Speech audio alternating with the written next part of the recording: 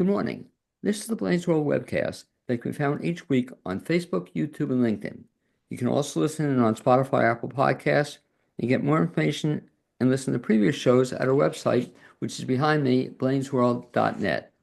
I'm your host, Blaine Greenfield, and I'm here in my Zoom studio in lovely downtown Fairview, North Carolina, and talking with different people every week on positive information about people and organizations in both West North Carolina and throughout the country. And toward that end, it's my pleasure to introduce two of my favorite folks in the area, and they are Tom Godleski and Jack Heinen. Is it? How do you pronounce it, Jack? Yes, that's Okay, correct. great. And you can wave, by the way, you can wave to all your fans and friends who are watching this. Because that's Jack and Tom. Give us a big Hello. wave. I should mention that I know both of these guys through several things they've done from an acting standpoint in the area. But Tom, I'll go to you first.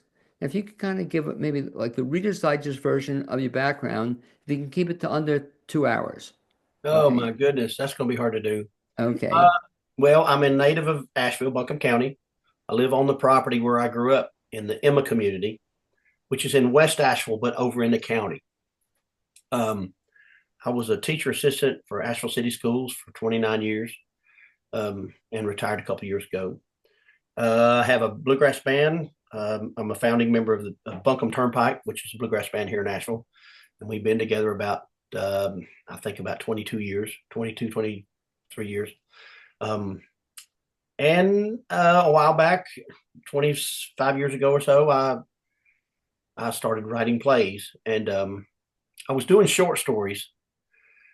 And with short stories, you have a writing style that I can do it, but I turned to doing plays because if you write something and the grammar's not correct, well, it doesn't matter because that's how people speak. You know what I mean? If you're writing a short story or a book, then you have to pretty much stay to your punctuation and all that. But so I'm not a prolific playwright, but I've written 5 plays, and this show, A Turnpike Sunset, is the very first play that I ever have ever written, and we first produced it in the year 2000 at the Folk Art Center in Asheville. Okay, I mean that's something. So it had a life since 2000 of all these years, and I was going to do it again coming up, and we'll talk about that in a second. But let me ask you, Tom. So in terms of the 5 plays, do you write plays all the time, or are you in the middle of writing a play, or I am. That's so funny you asked me that because I am in the middle of writing a new one, and I'm pretty excited about it because it's a little different from my other shows. And I'm at a point now where I have to kind of make a decision on where I want the play to go. But like I said, I'm not prolific. Like it's been 24 years, and I've only written 5 plays. But yes, I am in the middle of writing another one. And I guess the way I work is I'm project motivated. Like when I wrote Snowbound, the Christmas play, I knew there was a means to the ends because Asheville Community Theater was looking for a new Christmas play. And my friend Jenny Bunn, who worked at Asheville Community Theater at the time, she helped me with that play. And she came to me and she said, we need a brand new Christmas play. Something that's different, not different, but we need a Christmas story. And we want to, and so I would write that and send it to Jenny, and then she would edit and send me things back. But like I said, I'm project motivated. If I know that there's like the show I'm working on now, I don't have any idea where it could get produced, but I have found out when you send plays out to different theaters for their, say, like different theaters have a playwright festival, what they call so where they take new scripts and they read them out loud to an audience. You have like a read through, and then there's a question and answer with the playwright. I found out that these theaters want a brand new play. They do not want a play that's already been produced. Well, all 5 of my plays have been produced. So I'm like, you know what? I got to get this new one written, because then I can start sending it out to some some theaters, because it's brand new. It's never been produced. And by the way, if I can jump in here, I should kind of give you congratulations. And you're saying that you've only written 5 plays. Well, that's 5 more than I've written. And Jack, I don't know, Jack, have you written any plays lately? Not lately, no, no. His 5 are at least 10 more than what I've written. Wow. Well, Jack, let's also talk a little bit about your background because I've had the pleasure of seeing over the last several years in at least 2 plays, maybe 3. But I know you as an actor. And were you always an actor, or when did you start acting? No, I was not. My professional background is in financial management of organizations, chief financial officer, vice president of finance, that type of thing. Not the kind of professional experience you would think would prepare one for theater. Uh, my entrance into theater came through my wife, Marianne. We moved to Asheville area. We live in Black Mountain. We moved here 10 years ago from Grand Rapids, Michigan. And while we lived in Michigan, Marianne was very active in theater. She was in over 50 shows, 50. And as time went on, she was very active. Going a lot, rehearsals and that sort of thing. So I became involved on the technical side, helped build sets, painting sets, stage crew, and that sort of thing for some very big shows in Grand Rapids, Michigan. We worked with a theater that had a theater with 750 seats. Wow. And professional. It was community theater, but professional quality. So then we moved to Asheville. So she's the actor. I'm behind the scenes, tech and stage crew and so on. Well, we came to Asheville and set building and so on here was during the day, and I was employed during the day, so that didn't work. In Michigan, I could do it at night, so that didn't work. So Marianne starts looking for theater events to audition for, and she saw this show at Asheville Community Theater called Snowbound. And we're new in town, so she goes downtown to audition, and I came with her. I drove with her because she's not familiar with Asheville and she doesn't know anybody. And I said, I'll just come along and I'll sit in the lobby with you, which I did until it was almost audition time, and I thought, as long as I'm here, I'll read too. They had the sides laid out on the table, and she auditioned. I auditioned for this world premiere of Snowbound in 2016. Mark Jones directing, and we were both cast, and so that launched me in front of the curtain. And, so since then, I've been in 3 Tom shows. I've been in, I think, 8 main stage productions at Asheville Community Theater, several of them directed by Mark Jones. I've been in 2 shows at Hart, in Waynesville, and so on. And most of them, Marianne and I have both been in the cast in the same show, which has been wonderful. So Tom and I have remained friends. So I was in the Snowbound show. And then a little while after that, he staged Turnpike Sunset in 35 Below, invited me to be in that one. He has written another show called The Crow and Hen. He produced that at the Folk Arts Center, invited me to be in that one. So we've remained artistic friends and dear personal friends. So it's been a wonderful ride since we first met in 2016. Now, the one, Tom, that you did at Magnetic Theater, was Jack in that one? Oh, no, unfortunately not. Okay. Jack and Marianne both did audition, but there was I don't know what happened there. I didn't have enough influence or something. As a playwright, I had well, especially at Asheville Community Theater, I was in on the auditions, but with the Magnetic Theater, I didn't have as much pull or whatever you say on that one. So unfortunately, Jack and Marianne were not in that one. Now, the one you're doing in Black Mountain, you're also the director of that as well? Yes. Okay. In your spare time, have you been director of other plays?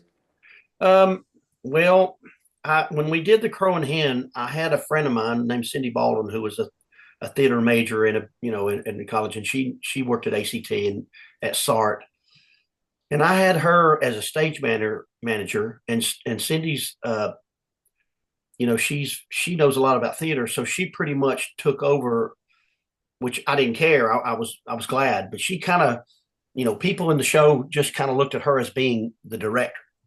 But the poster said written and directed by Tom Godleski. But I was smart enough to know, I'm not real smart, but I was smart enough to know, just let her go.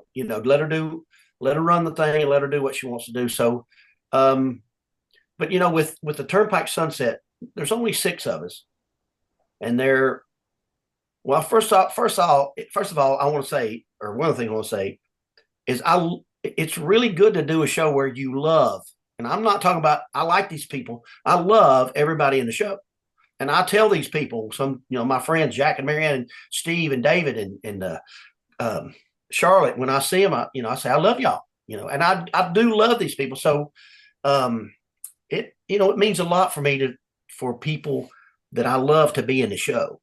But, with Jack and Marianne and Steve and David that are in the show, there's really not a whole lot of direction to do. I mean, Jack and Marianne are professionals. We were rehearsing the other day, and David is David Hyatt, who's in the band with me. He and I are 2 of the original members of Buncombe Turnpike. And there was, we were rehearsing, and he left out one little line. And I mean, David and I are the same age. He's a grown man, and I don't, I made a note. And then after we got through rehearsing, I said, David, you got to be sure and say that one, you got to say that one line, because when you say that line, when you get through with your story, it'll make sense. And he's like, oh, okay, no problem. So there's really not a whole lot of direction to it. I guess it's an old thing, a labor of love. I had to laugh yesterday. David calls me, just out of the blue yesterday afternoon. He calls me, and he was so excited that he had gone to Goodwill and found a hat. He was looking for just the right hat to wear in the show.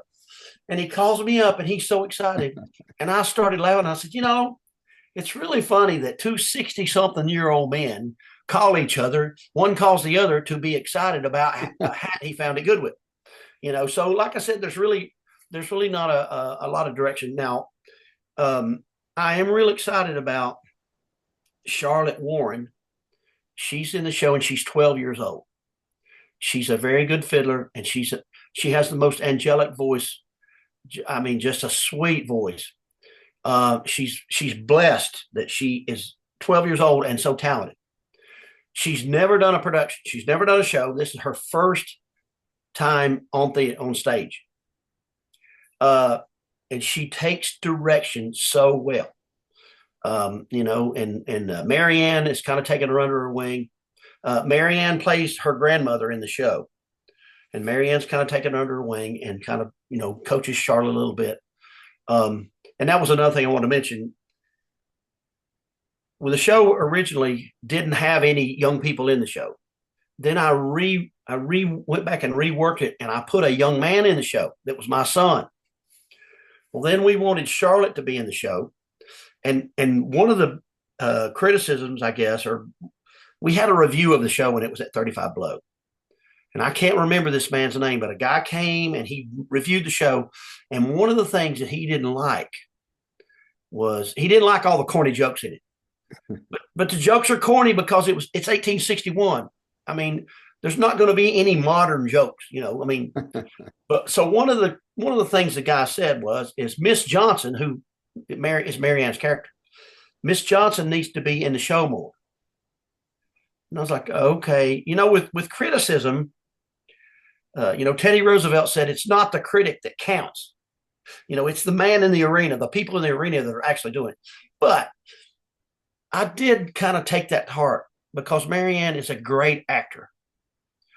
And I'm like, gosh, even though the guy had some good things to say about the review, his review, but he had some things that were, he didn't like. It just wasn't his cup of tea. But I wanted I thought, I got to rewrite this and put Marianne in the show more. Well, then here comes Charlotte, and Charlotte, her dad is Corey Warren, who's in our band, and he's a very talented guy. He's a great singer, guitar player, mandolin player. He's a great bass player. And Charlotte comes to our gigs sometimes and gets up and plays with us. So I wanted to put her in the show. And then I'm like, she's 12 years old. She wouldn't be coming to a campfire and sitting around with a bunch of men. So, it's not rocket science. It wasn't the greatest, but well, okay. Her grandmother, Miss Johnson, is going to escort her to the fire and sit down with these guys, and she's going to say, y'all behave yourselves in front of my granddaughter, and then she's going to play and sing. So I'm really excited about Charlotte having her chance to get on stage. And you mentioned a couple of people. So Jack and his wife and Charlotte. Can you mention the other people, the one other guy in the cast? And again, this is a man that I love. His name is Steve Inslee. He's a 7th generation Swannanoa Valley native. So he grew up in Swannanoa, went to Charles D. Owen High School. He's a retired shop teacher from Irwin High School. Now this is hilarious. When I was a senior at Irwin in 1979, Steve was a young teacher at Irwin. And I didn't have him in class, but he signed my yearbook in 1979. And I got my yearbook out a few months ago, just looking at my senior yearbook. And Steve wrote in there, to the future male vocalist of the year, which I had to laugh because that's really funny, because I would do pep rallies and stuff and talent shows at school and sing. So we got Steve Inslee, who I love. He's one of the best people I've ever met in my life. Just a great guy. And then, of course, David Hyatt, who's, like I said, a founding member of Buncombe Turnpike. David is a guitar player, mandolin player, plays clawhammer banjo, which I don't know if you know, but Earl Scruggs invented pretty much the 3-finger style modern banjo. But the original way of playing was what they call clawhammer, which is more of a percussive thing. And David has learned to play clawhammer banjo. And while I'm thinking about it, the banjo that David is going to play in the show, he built it from scratch. Like he shaved the wood down. He bought a piece of goat hide or something and made a head for it. So the banjo David's playing is one he built. All right, so it's myself, Jack. Wait, you mentioned that. So we get to see you in the play also? Oh, yes. Okay. I'm in there. This is funny. I think about this all the time. I'm like, one of these days, in some of my plays, because I've been in every one of them, one of these days I'm going to age out. You know what I mean? I'm not going to be able to play someone else's son. Like in The Crow and Hen, I play a son, and I'm like, gosh, time's going to come by. There's going to come a time if I do Crow and Hen again, I may not be able to be the son. I may be somebody's dad, But the cast of Turnpike Sunset is myself, Jack Heinen, Marianne Heinen, David Hyatt, Steve Inslee, and Charlotte Warren. So there's only 6 of us. And the theater at Black Mountain, that's what they want. They want a small cast, simple set, because they don't have a lot of room. Now, the question I have to ask Jack, so he's going to be in this play, the third one that Tom's done. Do we get to hear you sing in this play, Jack? I will not be singing. No. Okay. So yeah. So don't keep people away Okay. because I won't. You won't be dancing either?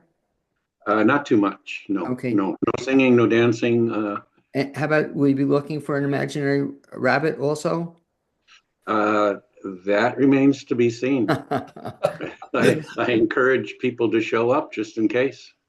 Just for those who don't know what we're talking about, I had the pleasure of seeing Jack not too long ago in a Harvey, and that was just like, you were perfect for that. That was just, was that one of your favorite roles you've ever had? One of them.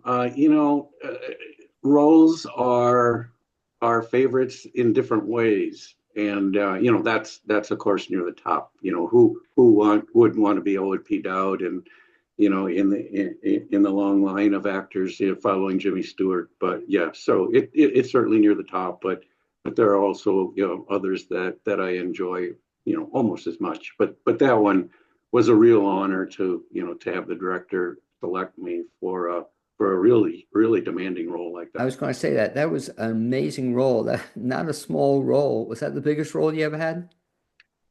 Yes, absolutely. Yeah, by far the largest role I've had. Yes.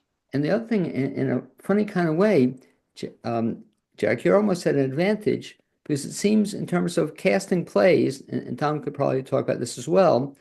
As you get older, I guess there are less actors available to play the parts. If it was a 20, 30-year-old guy, or especially a 23-year-old woman, there are plenty of people out there who could play the role. But as you get to be over a certain age, I guess there are less actors, Tom, available to you, or Jack, even going up for auditions. I guess there aren't, hundreds of people sometimes turning out. There's just few number turn out. Well, there are fewer of them, but the ones that have survived are really good. So so it's no stiff competition, I will say. Okay, so talk Yeah, about, yeah, I'm sorry, Tom. I mean, and with my shows, and I don't mean to sound exclusive or anything like that, but with my shows, I pretty much just casted myself. I really don't have auditions. I casted myself. We were going to do the Crow and Hen at the Folk Art Center uh, during the, COVID, right before COVID hit. I had that thing fully cast. The band was set up. I had the thing fully cast, and then it fell through, and we didn't get to do it. But I just let me interject real quick. This is really cool. Jack and I have a running joke. So when Jack and Marianne did Snowbound in 2016, it's set in a railway station, in a railroad station in Marshall. And then a group of people are stuck in the station on Christmas Eve. Jack plays Jeter, which was my grandfather's name, and my grandfather was a newsbutch in the 40s for Southern Railway. And what that means is he rode through the passenger cars with a cart, and he sold candy, cigarettes, drinks, newspapers, magazines, and he worked for the railroad and saved his money to buy the property that we live on today. He bought 30 acres here in the Emma community in 1944. He paid $1,500 for 30 acres, by the way. So Jack played my grandfather, and his name was Jeter. So I named that character Jeter. And Jack he knocked it out of the park, of course. I love you, Jack, and I'd say it without you being there, but he knocked it out of the park. Well, then when we did the show again in 2018, Jack and Marianne auditioned again, and Jack got a promotion. He got the role of the conductor. So he went from a lowly news butch to the conductor. So, but now the question is, Jack, where do we go from here? You moved up, and that's well. In this play, Jack, talk a little bit about then, since I don't know anything about. I'm trying to think if I saw this play, but in this play, Jack, your role is what? I'm the preacher. So the other guys are drovers. So they're on the turnpike, bringing their turkeys, their cattle to market. And so at night, after working hard, they sit around the campfire and sing and tell stories. Well, I'm the circuit riding preacher, and on this particular night, when the show is, the men are sitting around a campfire, and I'm there because I'm riding the circuit, and I'm there at that time. So I join in and tell a few stories, tell a few poems, and try to keep Tom Godleski in line. oh boy. Had you ever been a preacher before? No, I've not played a preacher before. It's been a variety of roles, but not that. Well, I did in this show, in the world premiere of this show, but not in any other show.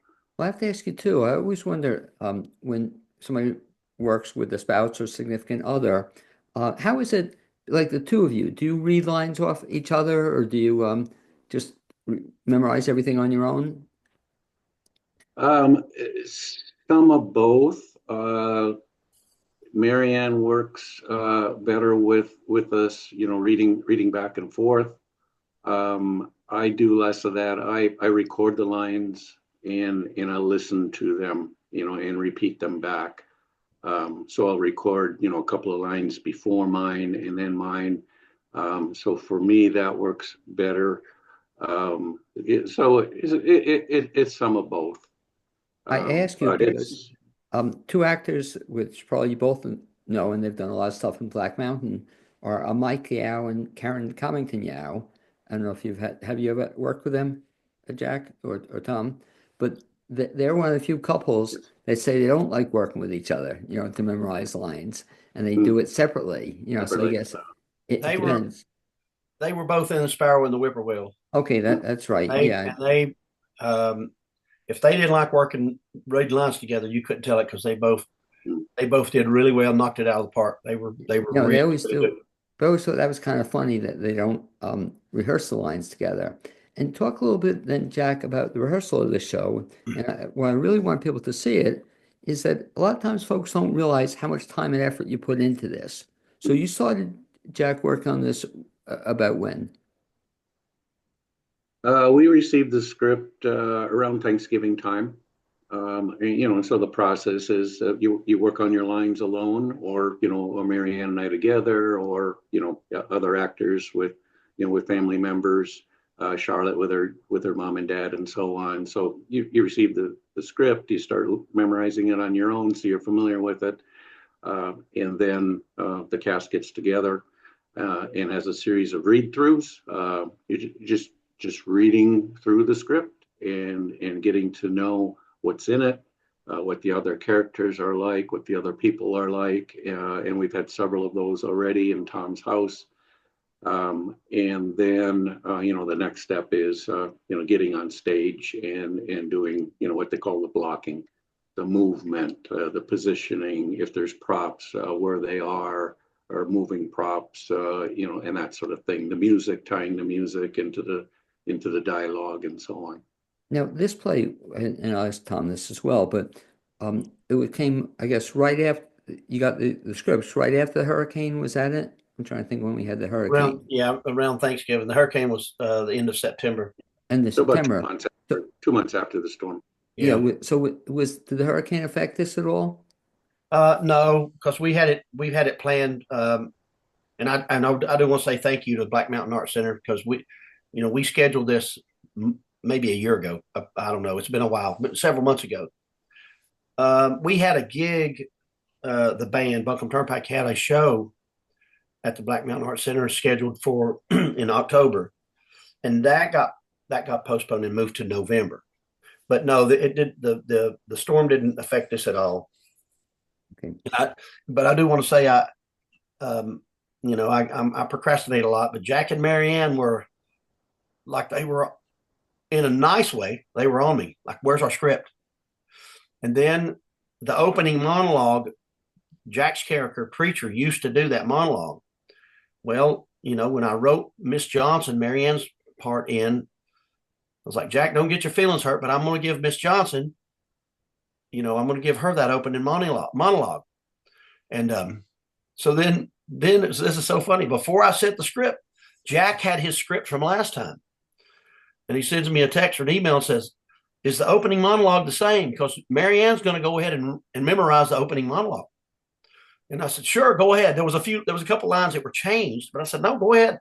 So Marianne was wanting to learn that opening scene before she even got the script. She was going on Jack's old script from 2018. So, but no, the storm didn't affect us at all. And so you mentioned Jack. Then I should ask Jack, were you offended then that you had to give up the monologue, or that was okay with you? No, not at all. As I said previously, she precedes my theater experience by decades, and like 40 more shows than I've done. So no, she's the real pro in the family. And to your credit, and I've always wondered what it would be like that the two of you actually enjoy working together on a play. We do. Yeah, it helps to do shows together, because during the artistic process you hear things differently, and after rehearsal we can share thoughts, experiences, and so on. And did you hear this? Did you hear that? Did he say that? And what about this scene, this movement, or whatever? What do you think? Should I do this? Should I do that? So so we bounce ideas off each other, and I think it makes both of us better. and certainly it makes us enjoy the process a lot more, because it is, it's a process, and it's a lot of hours, and when you do it alone, sometimes it can be kind of a lonely experience. You're home working on lines, or you're going to rehearsals 3-4 hours a night. So to be able to share it with somebody, just makes it more special. And Tom, back to what Jack just said about the rehearsals, talk about that process also in terms of the time you put into it. Like in a typical week, how often do you rehearse and how long are the rehearsals?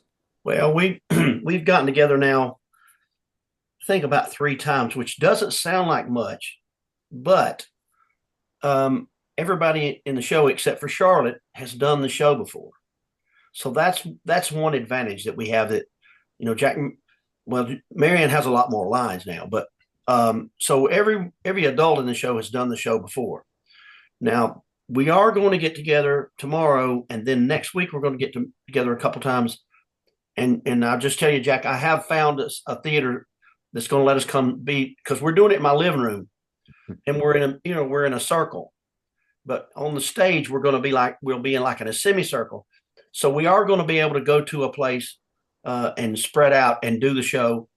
But the key to the thing is the week before the show, the theater is letting us in there every day. So we're going to get there on Sunday before the show, and we're going to be able to rehearse, Sunday, Monday, Tuesday, Wednesday, and the dress rehearsal on Thursday, and then do the show that weekend. So rehearsals are so very important, but I don't want to, for me, I don't want to make it be so intense that we just hate it. I'm not really worried. We haven't rehearsed like every night for 6 weeks. And again, if we had all new people and we had a new script, but like I said, 5 out of the 6 of us have done the show before. So, I'm not really worried about everybody. I think we're going to be just fine. It's not the greatest thing in the world, but I'm really excited about this. I'm just, it's a small theater in a small town, and I love Black Mountain. Black Mountain is a great place, but it's what we do. It's not Broadway, but it's what we do. It's it's about our local history.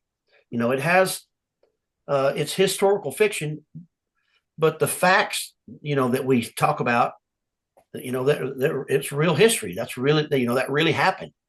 A lot of the stories, well, most of the stories in the show, if you ask me where that came from, I'm going to say, oh, my grandfather said that.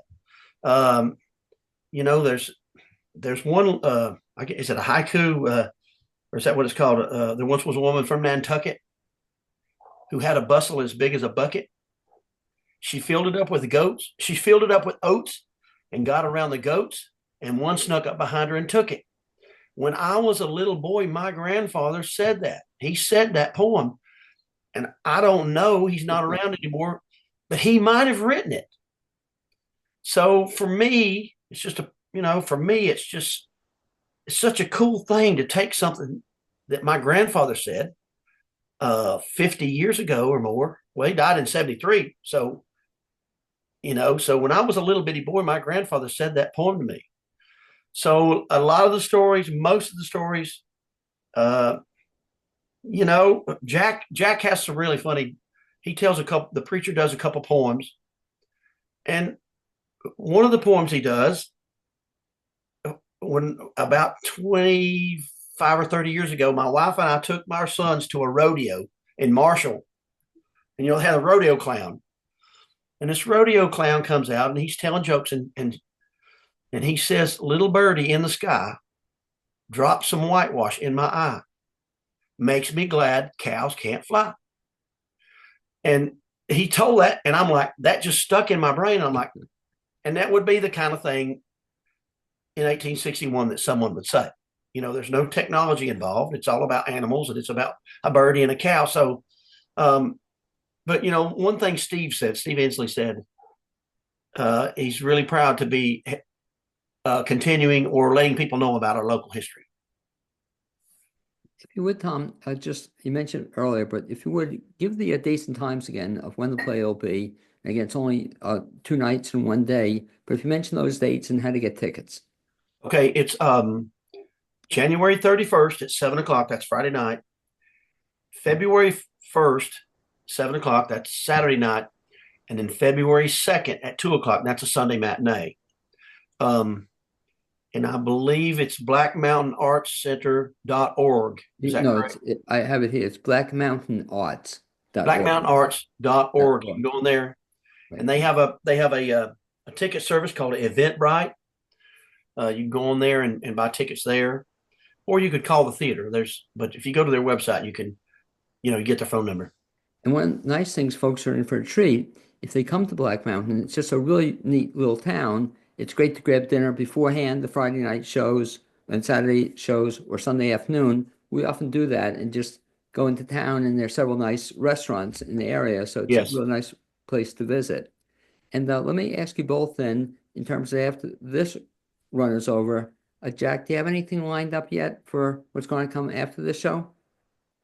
No, there's nothing on the horizon. No auditions coming up. Kind of waiting for in a month or so when Asheville Community Theater announces their new season, 25-26.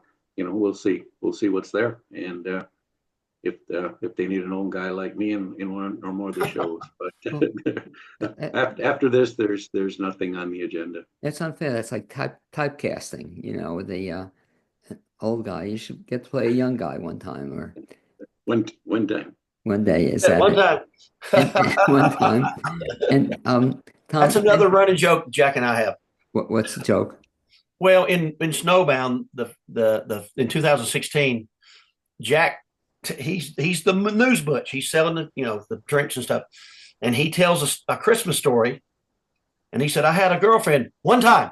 He only had one girl, and so that's a running joke between us. And he starts telling it, and the story is, and that is he had this girl, and she had long, beautiful hair, and he had a pocket watch with no fob, and it's a gift of the Magi. Exactly, yeah. She cuts her hair, he sells the watch, and then he gives her the combs, and then Jack, he was so good in this, and so at the end of the story, he says, "That girl took those combs." And everybody pauses, and he says, "And she run off with another man." So anyway, that's a running joke between us. But okay. As far as anything coming up, I have sent one of my scripts to the Barter Theater in Abingdon, Virginia. Now, I sent The Crow and Hen. One of the rules, or not say contest, but whatever the rules, one of the rules are, is that the show could not have been professionally produced before. Well, the only time we've ever done The Crow and Hen was at the Folk Arts Center. We self-produced it. Right. Did not have a professional theater company. They got the script, and now whether they disqualify me or not, I'm not sure. But I won't hear anything from them until February, and that's for their playwright festival, where they actually bring the playwrights in and do a reading. I have sent all my scripts. I've sent 4 scripts just recently to Asheville Community Theater. And I have learned to not be doing any, well, I can't do cartwheels anyway, but I've learned not to get too excited. But a gentleman up there at the theater named Eli Cunningham, Jack Marianne know him. I think I've met him before, but I can't remember. He sent me an email and said, I have received your scripts, and I'm going to give them to the committee. So I got my fingers crossed that maybe Asheville Community Theater will be doing, one of my shows, hopefully in the upcoming season. And then again, I'm working on a show now called Life in the Cemetery, and it's I grew up across from a cemetery here at my house, and I mow the cemetery. I've mowed it all this for years and years, and so it has a lot of references to the cemetery life and people working in the cemetery, but it has ghosts in it. It has singing and dancing. And that's one thing I've learned. The first few plays I did just had the band singing the songs. And when I did the Sparrow and the Whippoorwill at Magnetic Theater, Katie Jones said, "We like your play, but it's not ready." And I'm like, "What?" And I'm like, I didn't say that, but I'm like, and she said, "We want some of the characters to sing." So that opened my mind up, that opened my world, because I'm like, oh wow, because they want the shows to be more like a musical instead of a play with music. They want them to be, people want them to be more like a musical. So I actually went back and rewrote some of the things in The Crow and Hen and made some of the characters sing. So anyway, I'm working on this new show called Life in the Cemetery. It's about an ex-con who gets a job working in the cemetery, and he's disgruntled and he's hateful. And then these ghosts that live in the cemetery want him to help them move on to the afterlife. And so he's going to have like an epiphany, and he's going to help these folks move on to the afterlife because they were unsettled in their life here on Earth. And if I get that written, then I will start sending that out to theaters, for these playwright festivals, and it would have never been produced before. So hopefully it'll get picked for something. And listen to you describe that play. It sounds, Jack, like there are a couple parts in that one that could be for you. Talking about the ghost and whatnot. So hopefully we'll get to see you in the area several more times. Well, Blaine, I'm sorry to interrupt you, but as I write these plays, and again, I'm not prolific, but as I write these plays, I think of what actor would be to do this part. And the main character in that show is a guy named Bernie, who got killed in a sawmill accident.